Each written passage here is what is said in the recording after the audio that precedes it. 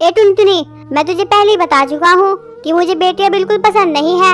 अगर इन तीनों अंडों में से एक भी बेटी निकली तो मैं तुझे अपने साथ नहीं रखूंगा। इन तीनों अंडों में से बेटे ही निकलने चाहिए। देखिए जी, इन तीनों अंडों में से जो भी निकले वो भगवान की ही मर्जी होगी, इसमें मेरा कोई हाथ नहीं है। इतना बोलकर चिंटू चिड़ा वहाँ से चला जाता है। तभी उन तीनों अंडों में से 2 अंडे फूट जाते हैं और उनसे 2 बेटियां निकलती हैं। हे भगवान, ये क्या हो गया?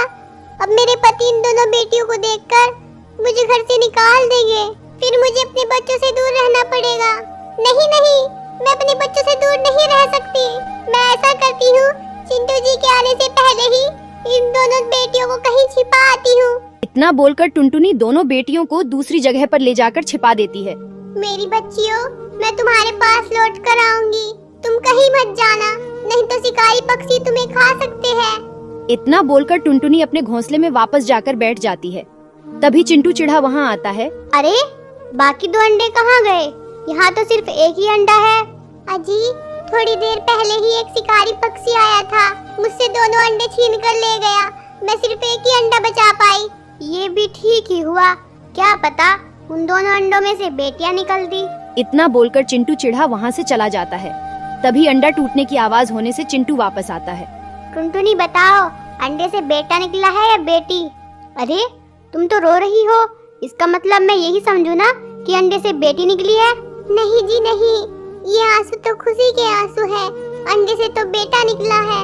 अरे वाह, अंडे में से बेटा निकला है। आओ बेटा, मैं तुम्हें जंगल में घुमाने ले चलता हूँ। इतना बोलकर चिंटू चिढ़ा अपने बेटे को जंगल में घुमाने ले जाता है। पता नहीं मेरी बेटियाँ कैसी होगी, कहीं कोई शिकारी पक्षी मेरी बेटियों को नुकसान ना पहुँचा दे। मैं उनको देख आती हूँ। तभी जैसे ही टुनटुनी अपने बच्चों के पास पहुँचती है। अरे वाह वाह, आज तो एक ही जगह पर 2 शिकारी मिल गए। अब मैं तुम्हें खाकर अपनी भूख मिटाऊंगा। खबरदार, अगर तुमने मेरे बच्चों को हाथ भी लगाया तो मुझसे बुरा कोई नहीं होगा। हा हा हा हा हा, मैं तुम्हारे सामने ही तुम्हारे बच्चों को खाऊंगा।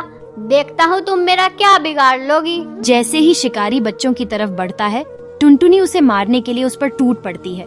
दोनों की लड़ाई में टुनटुनी घायल हो जाती है। फिर किसी तरह वो अपने बच्चों को बचाकर घर ले आती है। चिंटू जी, मुझे माफ करना। मैंने इन बेटियों को आपसे छिपाकर पाला है, लेकिन अपनी बेटियों को बचाने के लिए मुझे शिकारी से लड़ना पड़ा, जिसके कारण मैं बहुत घायल हो चुकी हूँ। अब मेरा आखिरी समय आ गया है। आप इन दोनों बेटियों का भी ख्याल रखना। अब मैं इस दुनिया से जा रही हूँ। माँ, माँ, आप हमें छोड़कर नहीं जा सकती माँ। हम आपके बिना कैसे जिएंगे माँ? पिताजी, कुछ कीजिए ना। पिताजी, माँ को अस्पताल ले जाइए, जल्दी करिए पिताजी। तभी चिंटू चिढ़ा टुनटुनी को अस्पताल ले जाता है और उसे वहीं पर भर्ती कर देता है। क्यों ना मैं इस टुनटुनी को यहीं पर छोड़कर चला जाता हूँ। अगर ये बच गई तो इसके इलाज का पैसा भी मुझे ही देना पड़ेगा, इसलिए मैं यहाँ से निकल लेता हूँ। इतना बोलकर चिंटू चिढ़ा टुनटुनी को अस्पताल में ही छोड़कर घर वापस आ जाता है। क्या हुआ पिताजी? माँ कहाँ है पिताजी? आप माँ को साथ क्यों नहीं लाए पिताजी? कहाँ है माँ? तुम्हारी माँ तो मर चुकी है, इसलिए मैं तुम्हारी माँ को साथ नहीं लाया। क्या हमारी माँ इस दुनिया में नहीं रही? पिताजी, हम आखिरी बार अपनी माँ को देखना चाहते हैं, हमें उनके पास ले चलिए। नहीं नहीं, अब मैं तुम्हें तुम्हारी माँ के पास नहीं ले जा सकता, क्योंकि मैं तुम्हारी माँ का अंतिम संस्कार कर आया हूँ। इतना सुनकर बेटियां बहुत रोईं। तभी चिंटू चिढ़ा कुछ सोचने लगता है। ये बेटियां तो मुझ पर आफत बन गई है। मैं अकेले भी अपनी जिंदगी नहीं काट सकता। मैं ऐसा करता हूँ कि दूसरी शादी कर लेता हूँ। इतना बोलकर चिंटू चिढ़ा एक बूढ़ी चिड़िया के पास जाता है। माँ जी, मेरी पत्नी का देहांत हो गया है, इसलिए मेरे बच्चों की देखभाल के लिए मुझे दूसरी शादी करनी पड़ेगी। आप कोई सुंदर सी चिड़िया देखकर मेरी शादी करा दीजिए। ठीक है बेटा, मेरी नजर में एक सुंदर लड़की है, चलो मैं तुम्हें वो दिखा देती हूँ। अगर तुम्हें वो पसंद आए तो तुम उससे शादी कर लेना। इतना बोलकर बूढ़ी चिड़िया चिंटू को लड़की दिखाने ले जाती है। माँ जी, मुझे ये लड़की पसंद है, आप मेरी शादी इससे करा दो। लेकिन मैं तुमसे ऐसे शादी नहीं कर सकती। तुम्हारी तो 2 बेटियां हैं, अगर मैं तुमसे शादी कर लूंगी तो मैं पूरी उम्र तुम्हारी बेटियों का दहेज जमा करने में ही रह जाऊंगी। मैं कभी अपने शौक भी पूरे नहीं कर पाऊंगी। मैं तुमसे शादी नहीं कर सकती।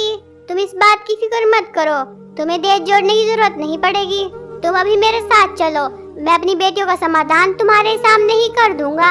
इतना बोलकर वो टिकी चिड़िया को अपने साथ घर ले आता है। बेटा चलो, तुम मेरे साथ चलो, मैं तुम्हारी नई माँ ले आया हूँ। हम इस जंगल को छोड़कर दूसरे जंगल में रहेंगे। अगर हम यहाँ रहे तो ये मनुष्य चिड़ियाएं हमारी जिंदगी में मुसीबत ही लाती रहेंगी। नहीं पिताजी नहीं, हमें छोड़कर मत जाइए। अब तो हमारी माँ भी हमें छोड़कर चली गई, आप भी छोड़कर चले जाओगे, हमारा क्या होगा? तुम्हारी बकबक मुझे और नहीं सुननी। चलो टिकी, हम दूसरे जंगल में चलकर शादी कर लेते हैं। इतना बोलकर चिंटू चिढ़ा दूसरे जंगल में चला जाता है और वह टिकी चिड़िया से शादी कर लेता है। इधर दोनों बेटियां दुखी मन से अपनी माँ को याद कर रही थी। तभी वहाँ वही शिकारी पक्षी आ गया। बहन चुप रहना, यहाँ पर वही शिकारी घूम रहा है। अब तो हमारी माँ भी इस दुनिया में नहीं रही जो हमें इस शिकारी से बचा सके। तभी शिकारी पक्षी घूमता हुआ बच्चों के पास पहुँचता है। क्या कहा? तुम्हारी माँ इस दुनिया में नहीं रही? मैंने तो उसे पहले ही कहा था कि मुझे ये बच्चे खाने दे, लेकिन उसे अपनी जान प्यारी कहाँ थी? उस दिन तो तुम्हारी माँ ने तुम्हें बचा लिया था, लेकिन अब तुम्हें बचाने कौन आएगा? अब मैं तुम्हें खाकर ही रहूँगा। नहीं नहीं, हमारी माँ को कुछ नहीं हुआ है। हमारी माँ तो हमारे लिए दाना लेने गई है। वो देखो पीछे, उधर से आ रही है हमारी माँ। चलो पिंकी, शिकारी हमें अभी नहीं देख रहा, जल्दी से भागो यहाँ से। इस तरह शिकारी पक्षी का ध्यान भटकाकर दोनों वहाँ से भाग जाते हैं। मोनी बहन, हम उस शिकारी से तो बच गए, लेकिन हमारे पास रहने के लिए अब घर नहीं रहा। हम इस सर्दी में कैसे रहेंगे? दोनों बच्चे बेचारे ठिठुरते हुए सर्दी से बचने के लिए पेड़ के पत्तों की आड़ में बैठ जाया करते थे, लेकिन इस सर्दी को वे सह नहीं पा रहे थे। मोनी बहन, लगता है ये सर्दी खत्म होने से पहले ही हम इस सर्दी से मर जाएंगे। अब तो हमारे पास हमारे माँ बाप भी नहीं है और ना ही रहने के लिए घर। रोज रोज मरने से अच्छा है कि हम एक बार ही अपनी जान दे दे। सही कहती हो बहन, शायद भगवान भी यही चाहते हैं। चलो हम किसी कुएं में कूदकर अपनी जान दे देते हैं। तभी वे दोनों कुएं के पास जाती है। भगवान हमें माफ करना, हम छोटी बच्चियां हैं, हम अपने माँ बाप के बगैर नहीं जी पाएंगे, इसलिए हम इस कुएं में कूदकर अपनी जान दे रहे हैं। रुको बेटी रुको, मैं तुम्हारी माँ भी जिंदा हूँ। माँ आप जिंदा हो? इसका मतलब पिताजी ने हमसे झूठ कहा था। हाँ मेरी बच्चियों, मैं तुम्हें रोज ढूंढने जाया करती थी, लेकिन तुम मुझे कहीं नहीं मिली और आज दिखाई दी तो इस हालत में। माँ अब आप हमें छोड़कर कभी मत जाना। माँ नहीं मेरी बच्चियों, मैं तुम्हें छोड़कर कभी नहीं जाऊंगी। चलो तुम मेरे साथ चलो। तभी टुनटुनी अपनी बेटियों को अपने साथ ले आती है और तीनों साथ में रहने लगते हैं। उधर चिंटू चिढ़ा अपनी दूसरी पत्नी के साथ रह रहा था।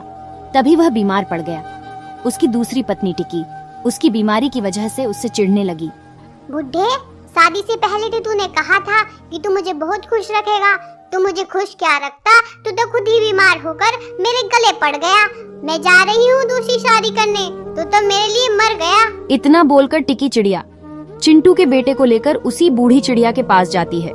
माँ जी, मेरे पति की तो मौत हो गई, इसलिए मुझे इस बच्चे को पालने के लिए दूसरी शादी करनी पड़ेगी। आप मेरी दूसरी शादी करा दो। बूढ़ी चिड़िया टिकी की शादी कौवे से करवा देती है।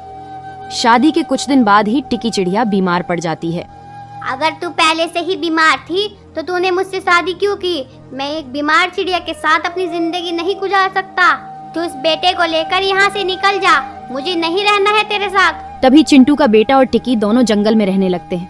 बेटा, मैंने तुम्हारे पिताजी को बीमारी में छोड़कर बहुत गलत किया था। मैं मरने से पहले एक बार उनसे माफी मांगना चाहती हूँ। पता नहीं पिताजी अब जिंदा भी होंगे या नहीं, वो आपको कभी माफ नहीं करेंगे। फिर भी एक बार हम उन्हें ढूंढने की कोशिश कर लेते हैं। बीमार टिकी किसी तरह चिंटू को ढूंढने के लिए निकल पड़ती है। वह बीमार होने की वजह से बार बार आराम कर रही थी। तभी वह टुनटुनी के घोंसले के पास भी आराम करने के लिए रुकी। क्या हुआ बहन, तुम बीमार लग रही हो? तभी टिकी ने उसे सारी बात बताई।